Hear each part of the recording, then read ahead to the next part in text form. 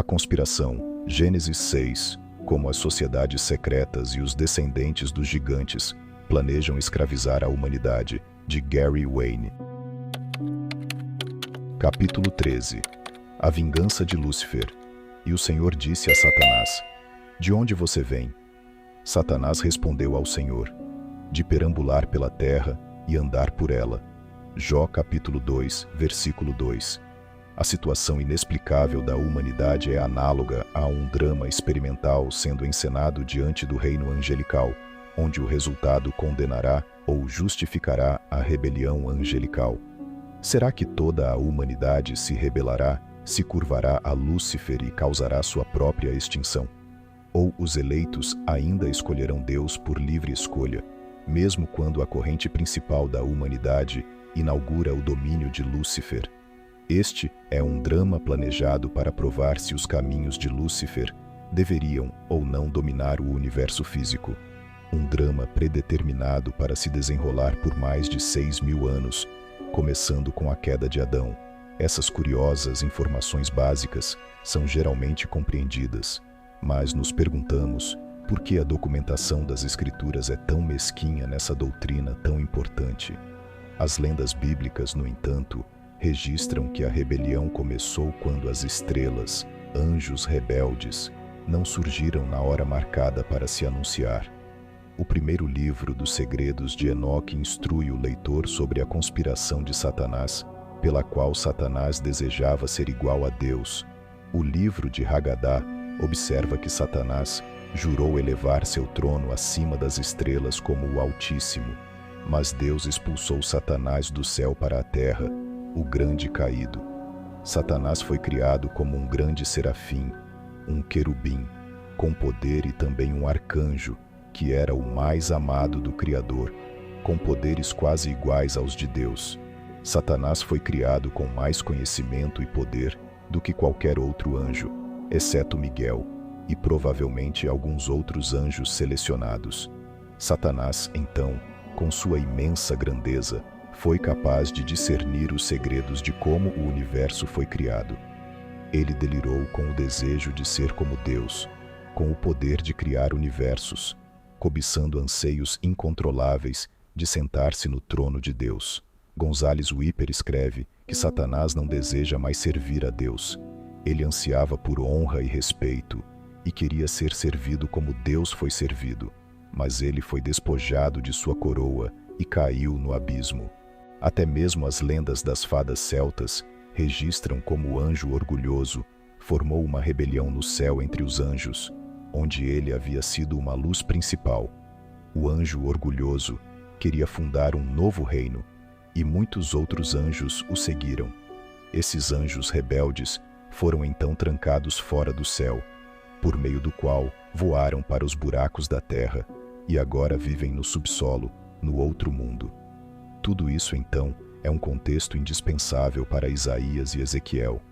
Como caíste do céu, ó estrela da manhã, filho da alva, você foi lançado por terra, você que uma vez derrubou nações. Você disse em seu coração, abre aspas, como você caiu dos céus, ó estrela da manhã, filho da alvorada, como foi atirado à terra você que derrubava as nações, você que dizia no seu coração, subirei aos céus, erguerei o meu trono acima das estrelas de Deus. Eu me assentarei no monte da Assembleia, no ponto mais elevado do Monte Santo. Subirei mais alto que as mais altas nuvens, serei como o Altíssimo. Mas às profundezas do Sheol, você será levado, irá ao fundo do abismo. Fecha aspas. Isaías capítulo 14, versículos 12 a 15. Você foi o modelo da perfeição, cheio de sabedoria e perfeito em beleza. Você estava no Éden, o jardim de Deus. Cada pedra preciosa o adornava, rubi, topázio e esmeralda, crisólita, ônix e jaspe, safira, turquesa e berilo. Suas configurações e montagens eram feitas de ouro. No dia em que você foi criado, eles foram preparados. Você foi ungido como querubim da guarda, pois assim o ordenei. Você estava no Monte Santo de Deus. Você caminhou entre as pedras de fogo. Você foi irrepreensível em seus caminhos, desde o dia em que foi criado, até que a maldade foi encontrada em você. Por meio de seu comércio generalizado, você se encheu de violência e pecou. Então, eu te expulsei em desgraça do monte de Deus, e te expulsei, ó querubim da guarda, de entre as pedras de fogo. Seu coração ficou orgulhoso por causa de sua beleza. Ezequiel, capítulo 28, versículos 12 a 17. O Popol Vuh, o livro sagrado do Kish Maya, registra um relato semelhante de um Deus semelhante e poderoso como Lúcifer. Evidentemente, o padre Ximenes, o frade dominicano que primeiro traduziu o Popol Vuh, acreditava que o deus Vucub-Caquix era uma espécie de Lúcifer. Vucub-Caquix foi um grande e orgulhoso deus que abusou de todas as coisas criadas e formadas. Ele se considerava a luz e a lua. Seus olhos eram como pratas, brilhantes como pedras preciosas. Seus dentes também brilhavam como pedras perfeitas, enquanto seu nariz brilhava como a lua. Vucub-Caquix sentou-se em um trono de prata que iluminou a face da terra quando ela passou por seu trono. Este foi o deus Kish Maya, que subsequentemente forneceu fogo à humanidade, desde que ela o adorasse, assim como Lúcifer fazia nas lendas ao redor do mundo. Este era o deus que os Kish Maias, os Olmecas e os Toltecas adoravam, como a estrela da manhã, a grande estrela que nasce pouco antes do sol ao amanhecer, o planeta Vênus. Vênus, Vucub-Caquix, era o deus-planeta que carregava o sol em suas costas.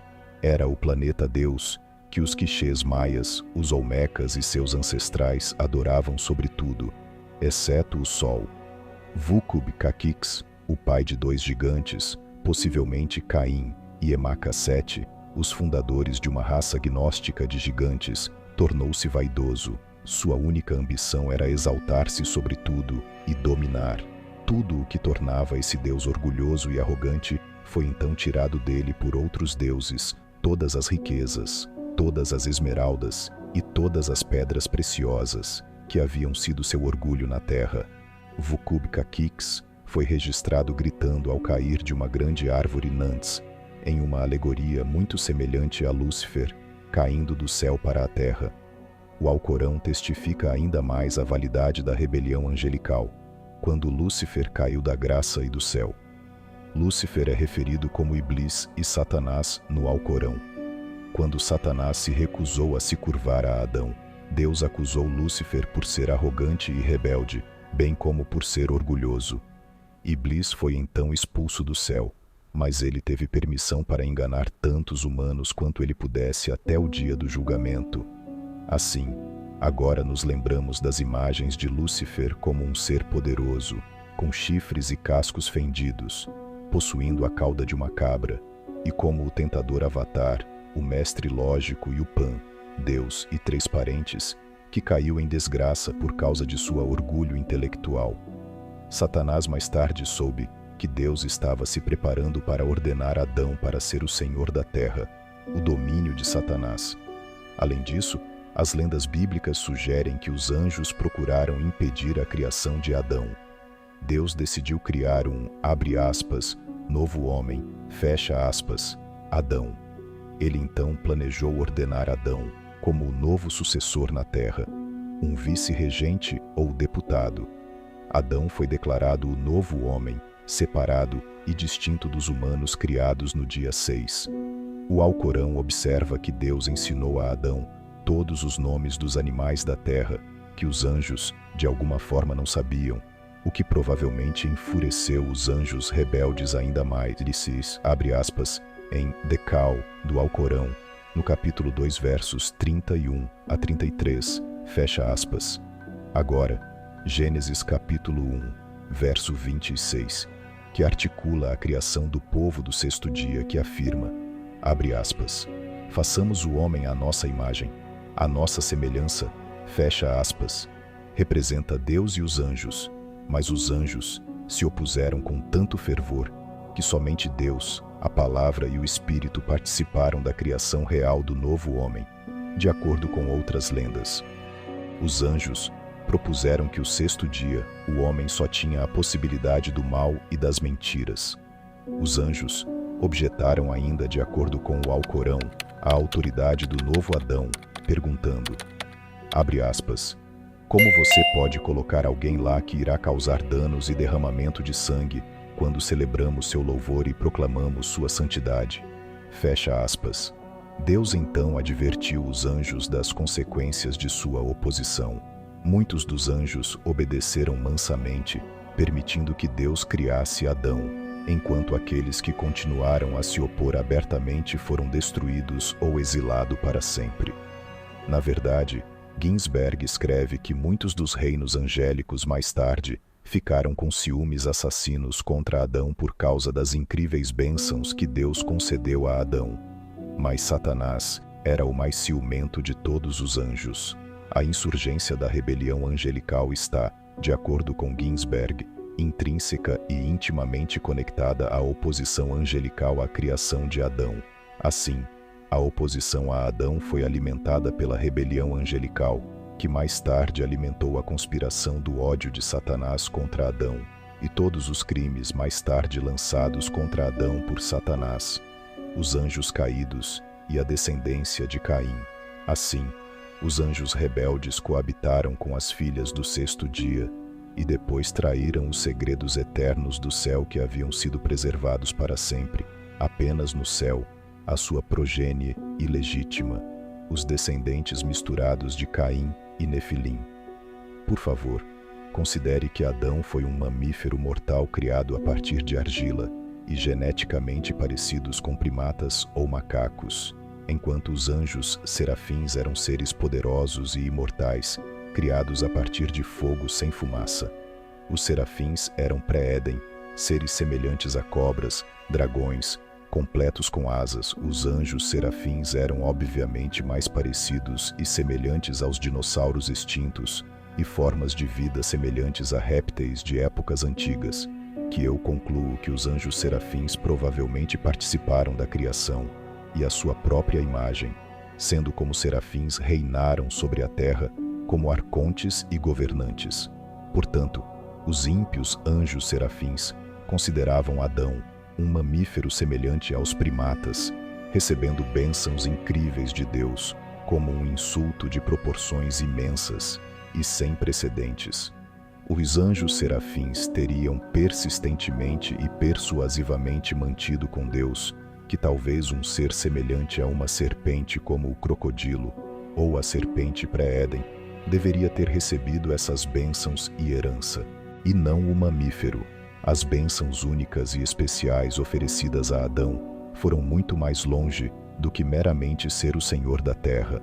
Na verdade, pode-se entender facilmente como e por que os anjos continuaram a se rebelar e se opor à humanidade, uma vez que compreenderam completamente as ramificações das bênçãos. Lembre-se, depois da rebelião angelical, a terra caiu sob a sombra, o governo e o domínio de Satanás e seus compatriotas rebeldes.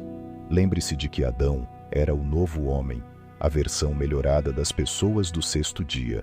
Assim, Adão teria herdado todas as bênçãos concedidas nesse dia como seu sucessor legal e como o progenitor de todos aqueles que viriam a seguir e que, eventualmente, herdariam a eternidade por meio de Jesus. As incríveis bênçãos concedidas a Adão são mencionadas no Salmo capítulo 8, versículos 4 a 8. Abre aspas. O que é o homem para que dele te lembres? Tu o fizeste um pouco menor do que os seres celestiais, os anjos, e o coroaste de glória e honra. Tu o fizeste governante sobre as obras das tuas mãos. Tudo puseste debaixo de seus pés, todos os rebanhos e manadas, os animais do campo, as aves do céu e os peixes do mar. Fecha aspas. A terra caiu originalmente sob a autoridade completa de Satanás e seus arcontes celestiais. Isso é uma revelação impactante, um ataque direto à autoridade do reino angelical por parte de Deus, em favor dos humanos. O Salmo 8 pode deixar a autoridade de Adão e a herança futura por meio de Jesus aberta à especulação, mas o livro de Hebreus não. Hebreus capítulo 1, versículo 2, até o capítulo 2, versículo 14, declara essa doutrina específica. Primeiro, Jesus foi designado herdeiro de todas as coisas, por meio da criação do universo. Capítulo 1, verso 2. De Jesus, Deus declara, abre aspas, todos os anjos de Deus o adorem, fecha aspas. Capítulo 1, verso 6. Seres angelicais também são registrados em Hebreus desta forma. Não são todos eles espíritos ministradores enviados para servir àqueles que hão de herdar a salvação. Capítulo 1, verso 14. É Jesus, sua verdadeira igreja, os cristãos fiéis, os fiéis de Judá e Israel, os fiéis do Islã e qualquer outro ser humano que Deus considerar digno de salvação, que será abençoado e servido por anjos no futuro. Abre aspas. Não foi aos anjos que ele sujeitou o mundo vindouro, de que falamos, fecha aspas, capítulo 2, verso 5. Hebreus capítulo 2, versículos 6 a 8, cita o Salmo 8, observando que, abre aspas, ao sujeitar todas as coisas debaixo de seus pés de Jesus, nada deixou que não estivesse sujeito a ele, fecha aspas, capítulo 2, verso 8, abre aspas. Jesus, que foi feito um pouco menor que os anjos, agora está coroado de glória e honra por ter sofrido a morte. Fecha aspas, capítulo 2, verso 9, sendo colocado acima dos anjos, por causa de sua perfeição por meio do sofrimento por Deus e pela humanidade. O próximo versículo inclui os santos com Jesus em sua elevação sobre os anjos, embora também tenham sido criados um pouco abaixo deles. Abre aspas. Tanto aquele que santifica quanto os que são santificados pertencem à mesma família. Por isso Jesus não se envergonha de chamá-los de irmãos. Fecha aspas. Capítulo 2, versos 11 e 12. Por meio de Jesus, os santos também serão elevados acima dos anjos no mundo vindouro. Abre aspas. Visto que os filhos são pessoas de carne e sangue, ele também participou dessa condição humana, para que por sua morte derrotasse aquele que tem o poder da morte, isto é, o diabo, fecha aspas, capítulo 2, verso 14. Os anjos rebeldes não previram que Deus criaria a ressurreição da humanidade na eternidade, no reino espiritual do céu, por meio da palavra Jesus. Deus sabia que Adão acabaria escolhendo a independência e a morte e, portanto, não os abandonou. Em vez disso, promulgou o plano de redenção por meio de Jesus, reconciliando Deus, a Palavra e o Espírito Santo com a criação.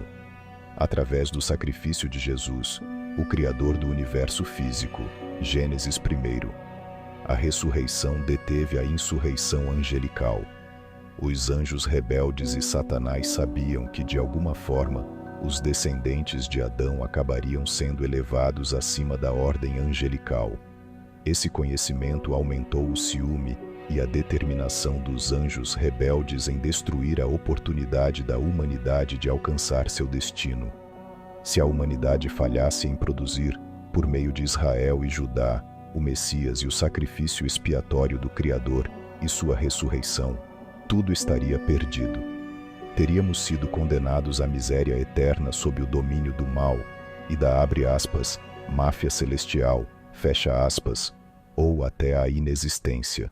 Por isso Jesus visitou os anjos caídos aprisionados no abismo, como prova de que a humanidade ascenderia a uma autoridade superior. Ele testemunhou aos anjos caídos que o fim já estava escrito, mesmo que eles fossem libertos nos últimos dias, para devastar a terra com o anticristo e o falso profeta. Agora seu objetivo é impedir que os santos alcancem a salvação. Satanás, tomado de ciúmes, recusou-se a se curvar diante de Adão, mesmo sendo ordenado por Miguel. Ele se recusou a homenagear uma criatura feita do pó, um mamífero. O Alcorão registra essa recusa várias vezes, destacando que Iblis, Satanás, feito de fogo, não se submeteria a um ser feito de barro. Por isso foi banido do céu, mas recebeu uma trégua até o dia do julgamento, com permissão para desencaminhar a humanidade. Gonzales Wipper relata que Satanás planejou a destruição de Adão com astúcia feroz. Deus o acusou, no Alcorão, de ser o inimigo jurado da humanidade. Segundo o autor William Young, a criação foi quebrada por meio do livre-arbítrio humano, ao buscar independência de Deus, a primeira vingança de Satanás. Satanás, querubim serafim em forma de serpente, usou uma cobra para enganar Eva e, por consequência, Adão, levando-os a comer do fruto proibido da árvore do conhecimento. O Alcorão diz que Satanás os enganou dizendo que Deus os impedia de se tornarem imortais. De acordo com o estudioso bíblico J.R. Porter, o julgamento ético é o primeiro atributo divino. A imortalidade, o segundo, foi retirada da semente de Adão após sua expulsão do Éden. A humanidade passou a declarar o bem e o mal separadamente de Deus, tornando-se maus juízes. Isso abriu espaço para a religião gnóstica, que valoriza o conhecimento disciplinado pela razão, em detrimento da fé. A humanidade escolheu a independência, divorciando o espírito do céu, da carne e da terra. Adão morreu, e o mal passou a dominar a era atual. Anjos serafins rebeldes agravaram a situação ao gerar imortais na terra, indo contra a ordem de Deus, de que a semente deveria ser mortal. Gonzales Wipper afirma que Satanás, ainda consumido pelo ódio, instigou os vigilantes a pecarem com as filhas dos homens. A segunda vingança de Satanás. Enoque relata que os anjos caídos transgrediram a lei divina ao se unirem às mulheres humanas. O pensamento hebraico diz que humano e divino não devem se misturar, ou a criação é violada. Essa mistura gerou os Néfilim, gigantes que escravizaram a criação. O livro secreto de João descreve esses gigantes como parte de um plano dos anjos, caídos para enganar e afastar a humanidade de Deus. Por isso veio o dilúvio. Pedro e Judas descrevem a prisão desses anjos como uma masmorra de trevas. Nem todos foram presos, apenas os que violaram as leis da criação. Os 200 observadores foram obrigados a assistir à destruição de seus filhos, antes de serem lançados no abismo. Existem, assim, duas classes de anjos caídos, os que ainda seguem Satanás e os que copularam com humanas. Os demônios, por sua vez, são os espíritos imortais dos Néfilim, proibidos de entrar no céu, vagando pela terra até hoje. Lucas registra que os demônios, chamados Legião, imploraram a Jesus para não serem enviados ao abismo. O Novo Testamento mostra vários exemplos da atividade maligna desses espíritos. O segundo livro de Enoque descreve o abismo como um lugar de tormento eterno, escuridão total, rios de fogo correntes, tortura e desespero. Os anjos rebeldes ali choram sem cessar, aguardando o julgamento final. Sofrerão por 70 gerações, acorrentados sob montanhas afiadas, talvez ligadas às gerações de Lameque. Fim da leitura de hoje. E não se esqueça de curtir, compartilhar e se inscrever no canal. Até semana que vem.